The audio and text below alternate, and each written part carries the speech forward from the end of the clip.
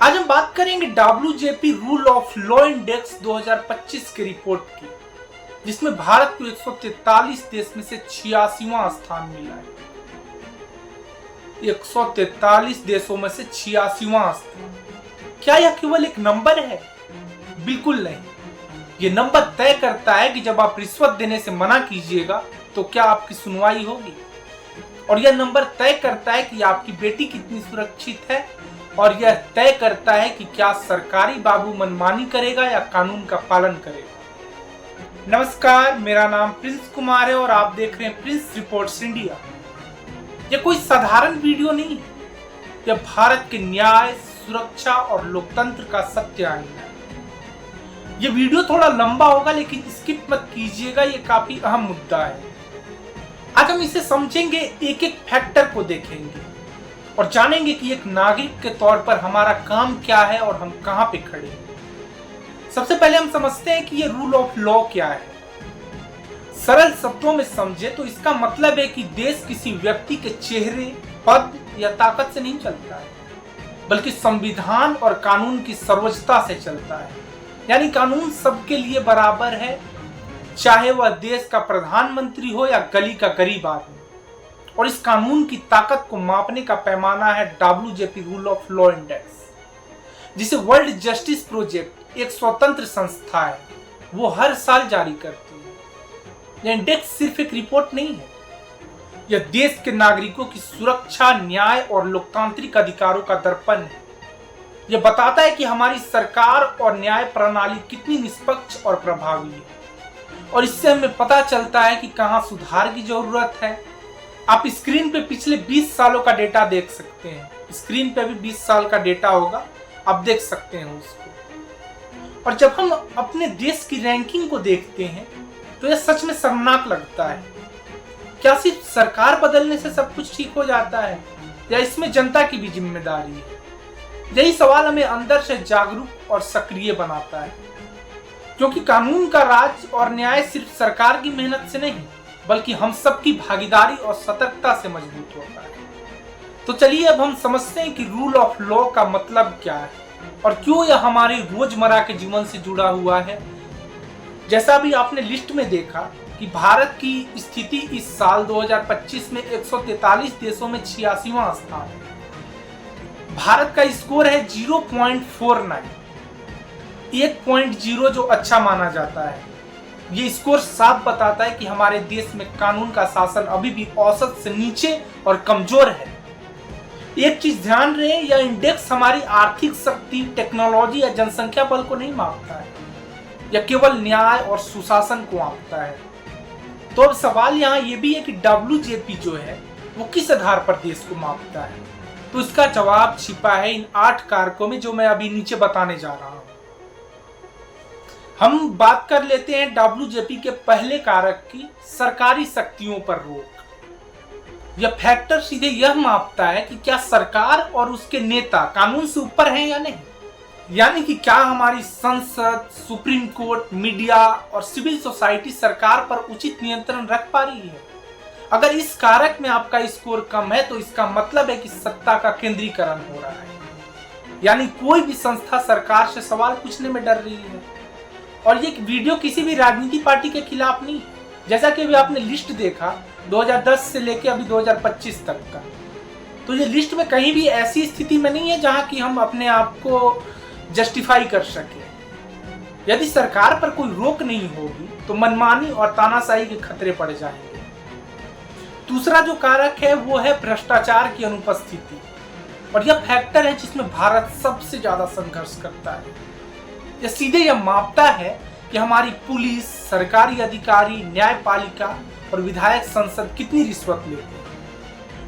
WJP के data से पता चलता है कि भारत में आम आदमी अक्सर महसूस करता है कि छोटे छोटे सरकारी कामों के लिए भी हाथ गर्म करना पड़ता है। सोचिए कि जब सरकारी राशन, अस्पताल में बेड या फिर FIR दर्ज कराने के लिए भी रिश्वत देना पड़े, तो यह रूल ऑफ लॉ की सबसे बड़ी हार है। और सबसे अहम बात, भ्रष्टाचार सिर्फ पैसा नहीं लेता है, यह आपका आत्मविश्वास छीनता है और न्याय को कमजोर कर देता है। तीसरे कारक की ओर देखें हम तो खुली सरकार। खुली सरकार का मतलब है कि पारदर्शिता और जवाबदेही। सरकार में कितनी ट्रांसपेरेंसी है, अकाउंटेबिलिटी क्या है उनकी। सोचिए कि क्या आप सरकार के खर्चों और फैसलों को सूचना का अधिकार के माध्यम से जान सकते हैं। आरटीआई आप जानते होंगे, उसके माध्यम से आप जान सकते हैं। क्या सरकार आम नागरिकों की राय को अपने फैसलों में शामिल करती है? अगर सरकार अपने फैसले छिपा कर लेती है और आरटीआई के जवाब नहीं देती, तो इस फैक्टर में हमारा स्कोर काफी गिर जाता है। एक नागरिक के तौर पर आपसे प्रश्न पूछने की ताकत होनी चाहिए, और यही खुली सरकार का मकसद है। यह फैक्टर सीधे आपकी आवाज और आपकी जिम्मेदारी को मापता है। हम पांचवें कारक की बात करते हैं, वो क्या है? व्यवस्था और सुरक्षा। यह सबसे सीधा और समझने में आसान फैक्टर है। सवाल यह है कि क्या आपका देश अपराध से मुक्त है? क्या पुलिस आपकी और आपके परिवार की रक्षा कर पाती है? यह फैक्टर मापता है अपराध नियंत्रण, नागरिक संघर्ष की अनुपस्थिति, जैसे कि दंगे हो गए, विरोध प्रदर्शन हो गए, इस तरह के, और पुलिस की विश्वसनीयता। आपके शहर में अपराध दर बढ़ रही है, महिलाओं के खिलाफ हिंसा बढ़ रही है और पुलिस पर लोगों का भरोसा कम हो रहा है, तो इस फैक्टर में हमारा स्कोर खराब होगा। अब हम सिविल जस्टिस की बात करते हैं, जो कि ये सातवां फैक्टर है, जिस हिसाब से यह फैक्टर सीधे आपकी प्रॉपर्टी विवाद, पारिवारिक मामले, तलाक या फिर व्यापारिक अनुबंधों से जुड़ा है। सवाल यह है कि क्या सिविल कोर्ट का फैसला तेजी से आता है? क्या कोर्ट निष्पक्ष और भरोसेमंद है? क्या कोर्ट तक पहुंच गरीबों के लिए भी आसान और किफायती है? जो समस्या हम अक्सर सुनते हैं, तारीख पर तारीख सुनते हैं ना, वह इसी फैक्टर के अंतर्गत आता है। अगर कोर्ट देरी करता है या निष्पक्ष नहीं है, तो इसका स्कोर इस कारक में खराब होता है। और अब हम पहुंचते हैं आठवें और आखिरी कारक पर, और वो क्या है? वो है आपराधिक न्याय, क्रिमिनल जस्टिस। यह फैक्टर सीधे हत्या, चोरी, बलात्कार और अन्य गंभीर अपराधों से जुड़ा है। सवाल ये होता है कि क्या पुलिस की जांच निष्पक्ष है? क्या गरीब आरोपी को भी वकील मिलता है? क्या जेलों में मानवीय व्यवहार होता है? अगर पुलिस का रवैया अमानवीय है या अपराधियों को सजा मिलने में 20-20 साल लग जाते हैं और निर्दोष को बचने में 20-20 साल लग जाते हैं, तो इस फैक्टर में स्कोर गिरता है। अभी आपने देखा कि भारत की रैंकिंग 86 पे है इस ईयर। तो अब यहाँ एक बड़ा सवाल उठता है, क्या ये रैंकिंग सच में निष्पक्ष है? अभी ऊपर जो मैंने बताया वो सिर्फ फैक्टर बताया कि इस हिसाब से जजमेंट दी जाती है। मैंने अपने तरफ से कोई जजमेंट नहीं दी है। मैंने सिर्फ ये बताया कि ये 8 तरीका जो है उस हिसाब से जजमेंट दी जाती है कि कौन सी देश की रैंकिंग क्या हो। तो यहाँ बड़ा सवाल उठता है, क्या ये रैंकिंग सच में निष्पक्ष है या फिर किसी देश की छवि खराब करने की कोशिश? कई लोग कहते हैं कि ये सब पश्चिमी संस्थाओं का खेल है, जो विकासशील देश है जैसे अभी भारत हो गया, उस देश की छवि को नीचा दिखाने के लिए बनता है। लेकिन सच्चाई ये है कि WJP यानी कि वर्ल्ड जस्टिस प्रोजेक्ट ये पूरी तरह से 2 स्रोतों पर आधारित होती है। एक आम नागरिक का सर्वेक्षण और दूसरा कानूनी विशेषज्ञों की राय। यानी इसमें वही लोग जवाब देते हैं जो उस देश में रहकर सिस्टम को महसूस करते हैं। ये फॉरेनर्स भी हो सकते हैं जो यहाँ आके एक्सपीरियंस लेते हैं।